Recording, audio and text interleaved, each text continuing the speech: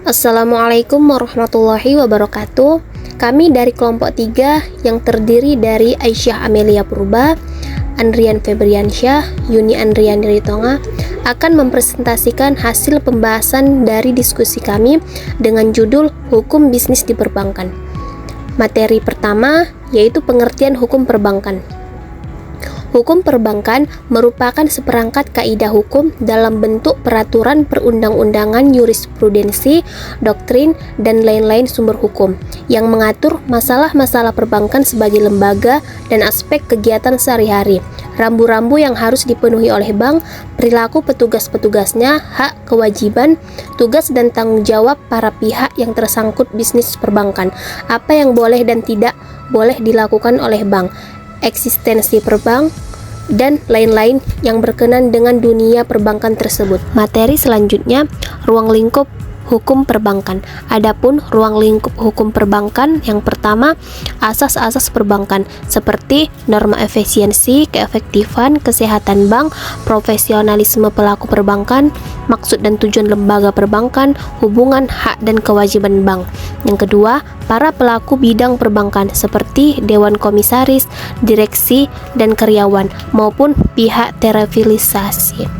Mengenai bentuk badan hukum pengelola seperti PT Persero, perusahaan daerah, koperasi, atau perseroan. Yang ketiga, kaedah-kaedah perbankan yang khusus diperuntukkan untuk mengatur perlindungan kepentingan umum dari tindakan perbankan seperti pencegahan persaingan yang tidak sehat, antitrust, perlindungan nasabah, dan lain-lain. Yang keempat, yang menyangkut dengan struktur organisasi yang berhubungan dengan bidang perbankan seperti eksistensi dari Dewan Moneter, bank sentral, dan lain-lain. Yang kelima, yang mengarah kepada pengamanan tujuan-tujuan yang hendak dicapai oleh bisnis bank tersebut seperti pengadilan, sanksi, insentif, pengawasan, prudent banking, dan lain-lain. C. Jenis perbankan dan badan hukum perbankan.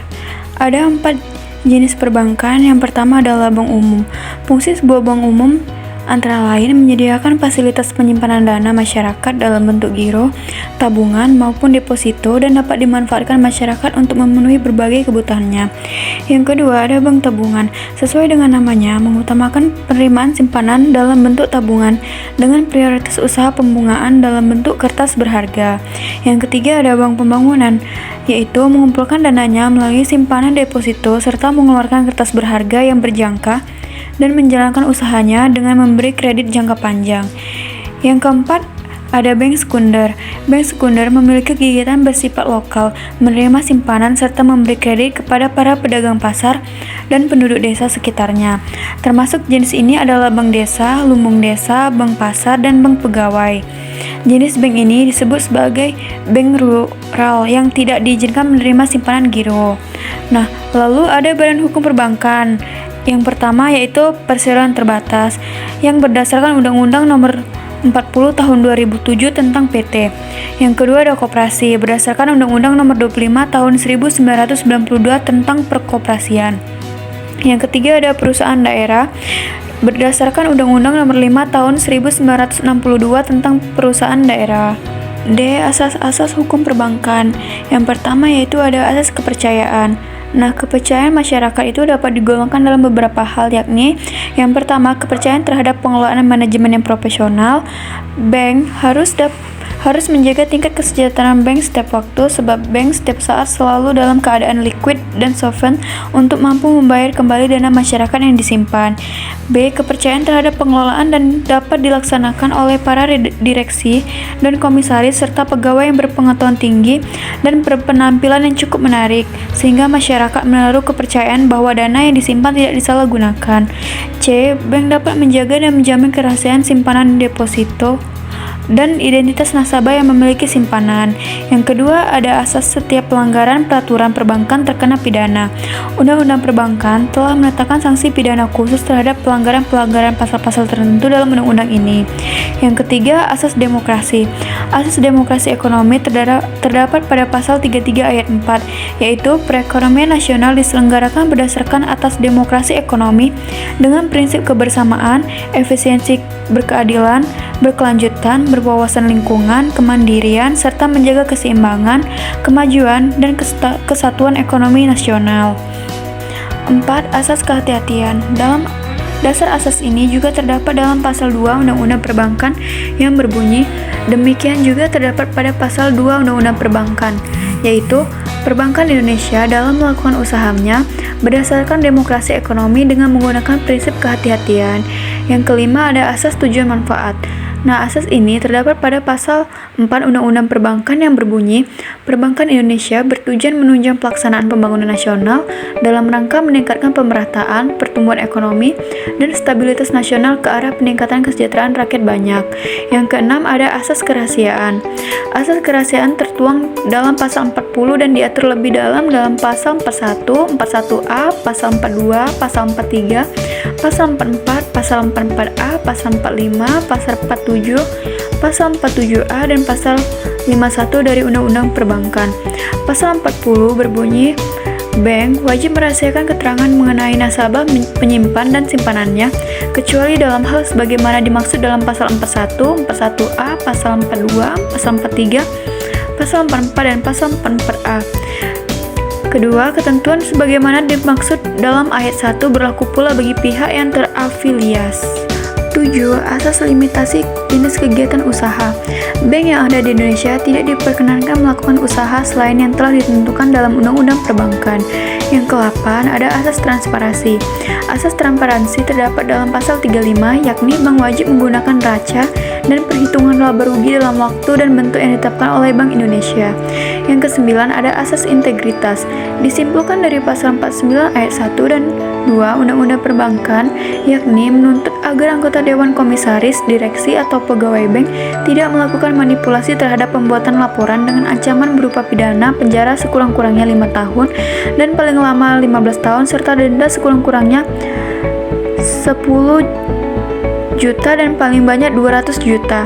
Yang ke-10, asas spesialitas. Dari ketentuan pasal 16 ayat 1 Undang-Undang Nomor 10 Tahun 1998, pasal 16 ayat 1 tersebut menentukan sebagai berikut, yaitu setiap pihak yang melakukan kegiatan menghimpun dana dari masyarakat dalam bentuk simpanan wajib terlebih dahulu memperoleh izin usaha sebagai bank umum atau BPR dari pimpinan BI, kecuali apabila kegiatan penghimpunan dana dari masyarakat dimaksud diatur dalam undang-undang tersendiri. Yang ke-11, ada asas resiko terkendali. Bank dalam melakukan kegiatan usahanya harus memperhatikan rambu-rambu kesehatan bank dalam rangka pengendalian resiko. Beberapa resiko dalam dunia perbankan antara lain, yang pertama, resiko modal. Dalam hal resiko modal, bank harus memperhatikan batas kewajiban penyediaan modal minimum bank atau Capital Adequacy Ratio atau KAR. Yang kedua, risiko kredit. Dalam risiko kredit, bank harus memperhatikan batas maksimum pemberian kredit yakni 20% dari modal bank itu sendiri. Selain itu, dalam pemberian kredit, bank harus memperhatikan batas loan to deposit ratio atau LDR sebagaimana ditentukan dalam SEBI nomor 26/5/BPP tanggal 29 Mei 1993. Yang ketiga, resiko likuiditas. Dalam hal resiko likuiditas, bank harus memenuhi ketentuan batas giro minimum wajib atau GWM pada BI sebagaimana ditentukan SK Direksi BI nomor 30/89A per Cap per DIR tanggal 20 Oktober 1997. Yang keempat, resiko valuta asing. Resiko valuta asing, bank harus memperhatikan batas posisi neto atau net open position atau NOP sebagaimana ditentukan dalam SK Direktur BI nomor 31/178 per Cap per DIR tanggal 31 Desember 1998. Kelima, resiko hukum. Dalam melakukan kegiatan usaha, bank harus melandasi setiap usahanya berdasarkan dan memperhatikan peraturan perundang-undangan. 12. Asas mengenal nasabah. Asas ini sebagaimana yang dimaksud dalam pasal 1 angka 2 PBI nomor 3/10 PBI 2001 tentang penerapan prinsip mengenal nasabah. Prinsip mengenal nasabah adalah prinsip yang diterapkan bank untuk mengetahui identitas nasabah, memantau kegiatan transaksi nasabah, termasuk pelaporan transaksi yang mencurigakan. 13. Asas perbankan yang berwawasan lingkungan. Dalam memberikan kredit atau pembiayaan berdasarkan prinsip syariah harus memperhatikan hasil analisis mengenai dampak lingkungan bagi perusahaan yang berskala besar atau berisiko tinggi agar proyek yang dibiayai tetap menjaga lingkungan. Penjelasan pasal 8 ayat 1 menunjukkan bahwa perbankan Indonesia dalam memberikan kredit harus memperhatikan wawasan lingkungan. 14. Asas kepedulian terhadap resiko nasabah. Berdasarkan pasal 29 ayat 4 dan ayat 5 disebutkan yang A, untuk kepentingan nasabah, bank wajib menyediakan informasi mengenai kemungkinan timbulnya resiko kerugian sehubungan dengan transaksi nasabah yang dilakukan melalui bank. Yang B, ketentuan yang wajib dipenuhi oleh bank sebagaimana dimaksud dalam ayat 2, ayat 3 dan ayat 4 ditetapkan oleh BI. Yang ke-15, asas kepedulian terhadap pengaduan nasabah. Menurut pasal 2 ayat 1 PBI nomor 7/7 PBI 2005 bahwa bank wajib menyelesaikan setiap pengaduan yang diajukan nasabah atau perwakilan nasabah. Secara tegas dalam pasal 3 ditentukan bahwa direksi bank bertanggung jawab atas kebijakan dan prosedur sebagaimana dimaksud dalam pasal 2. Aspek hukum dalam kegiatan usaha bank. Kegiatan usaha bank terdiri dari menghimpun dana dari masyarakat dalam bentuk giro, deposito berjangka, sertifikat deposito, tabungan dan atau bentuk lainnya yang samakan dengan hal itu. Selain itu, bank juga dapat memberikan kredit, menerbitkan surat pengakuan utang, baik jangka panjang atau pendek, dan seterusnya. Studi kasus penerapan prinsip kehati-hatian di Bank Syariah Indonesia Kantor Cabang Mataram. Studi kasus ini berfokus pada penerapan prinsip kehati-hatian dalam proses pembiayaan yang dilakukan oleh Bank Syariah Indonesia Kantor Cabang Mataram, Nusa Tenggara Barat, khususnya dalam pembiayaan menggunakan akad murabahah. Bank merupakan prinsip kehati-hatian dengan menganalisis karakter, kapasitas, dan anggunan calon nasabah untuk menilai kelayakan pembiayaan. Proses ini melibatkan verifikasi data calon nasabah melalui sistem informasi dan personal checking untuk memastikan kejujuran dan itikat baik nasabah. Namun, penerapan prinsip ini tidak selalu berjalan lancar karena terdapat hambatan dari faktor eksternal seperti kurangnya terbukaan nasabah dan kondisi ekonomi yang buruk, serta faktor internal seperti kurangnya kompetensi karyawan dan keberpihakan terhadap nasabah tertentu. Jika nasabah mengalami kesulitan dalam memenuhi kewajibannya, bank melakukan pendekatan kekeluargaan dan rescheduling sebagai upaya penyelesaian, serta dapat menjual agunan jika diperlukan. Penelitian ini menunjukkan pentingnya penerapan prinsip kehati-hatian untuk menghindari risiko pembiayaan bermasalah. Studi kasus yang kedua ialah perlindungan hukum nasabah dalam transaksi internet banking di Bank Jatim. Studi ini membahas perlindungan hukum bagi nasabah pengguna layanan internet banking di PT Bank Pembangunan Daerah Jawa Timur atau Bank Jatim. Penelitian ini bersifat deskriptif dan empiris dengan fokus pada implementasi perlindungan nasabah melalui 3 aspek utama, yaitu keamanan teknologi, pengaduan nasabah, dan pendidikan konsumen. Bank Jatim menerapkan prinsip kerahasiaan, integritas, dan ketersediaan dalam menjaga keamanan informasi nasabah menggunakan teknologi seperti SSL dan multifaktor authentication. Selain itu, Bank Jatim menyediakan saluran pengaduan yang beragam untuk mendengarkan keluhan nasabah serta melakukan edukasi mengenai produk yang ditawarkan. Namun terdapat ketimpangan dalam syarat dan ketentuan layanan yang menguntungkan pihak bank, sehingga perlu adanya peraturan yang lebih adil dan transparan. Penelitian ini menyimpulkan bahwa meskipun Bank Jatim telah melakukan langkah-langkah perlindungan, masih ada ruang untuk perbaikan dalam hal tanggung jawab hukum dan edukasi nasabah. Yang ketiga ialah studi kasus ini berfokus pada pembobolan rekening nasabah di Bank Jateng, unit usaha syariah cabang Surakarta, yang dilakukan oleh pimpinan cabang Teguh Wahyu. Kasus ini menunjukkan bahwa hak-hak nasabah, terutama hak atas keamanan dan kepercayaan, belum terpenuhi dengan baik oleh bank. Dalam kasus ini, pihak-pihak yang terlibat meliputi PT Bank Pembangunan Daerah Jawa Tengah sebagai bank, Teguh Wahyu sebagai pelaku, dan Satya Laksana sebagai nasabah yang menjadi korban.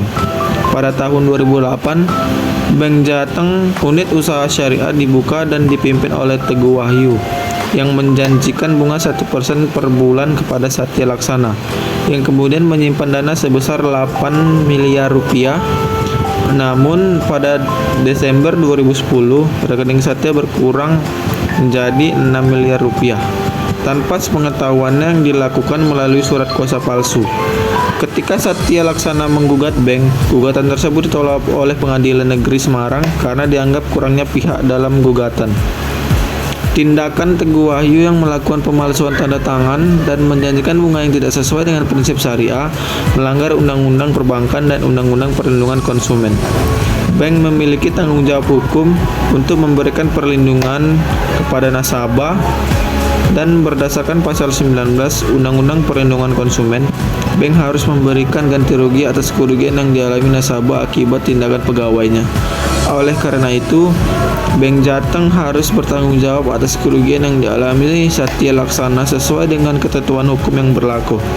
Kesimpulannya, perlindungan nasabah dalam kasus ini belum maksimal, dan bank harus bertanggung jawab atas kerugian yang dialami nasabah akibat tindakan pegawainya, serta menjaga kepercayaan masyarakat terhadap bank melalui perlindungan hukum yang efektif.